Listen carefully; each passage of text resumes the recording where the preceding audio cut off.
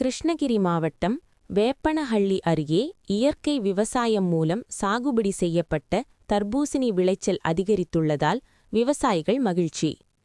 தரமான விதைகளை வாங்கி சாகுபடி செய்யுமாறு விவசாயி வேண்டுகோள்.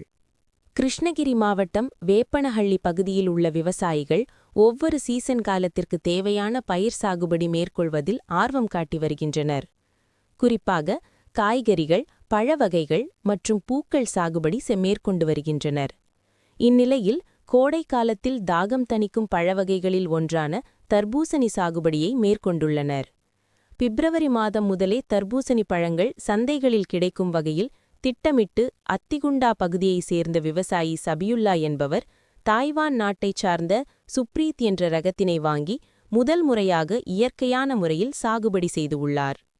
ரசாயன உரங்களை தவிர்த்து மாட்டுச் சாணம், ஆட்டு எரு, வேப்பம் புண்ணாக்கு மற்றும் கடலை புண்ணாக்கு, புங்கன் புண்ணாக்கு போன்ற இயற்கை உரங்களை பயன்படுத்தி தர்பூசணி சாகுபடி செய்த இவர் நிலைத்தபடி தர்பூசணி நல்ல விளைச்சலை கண்டுள்ளது. இதில் குறிப்பாக ஒவ்வொரு தர்பூசணி பழங்களும் குறைந்தது 10 கிலோ முதல் 15 கிலோ வரை விளைச்சல் கண்டுள்ளதைக் கண்டு மகிழ்ச்சியடைந்தார். மிகப்பெரிய அளவில் விளைச்சல் கண்டுள்ளதை அறிந்த வியாபாரிகள் நேரடியாக விளைநிலத்திற்கு வந்து கொள்முதல் செய்ய தனி ஆர்வம் காட்டியுள்ளனர்.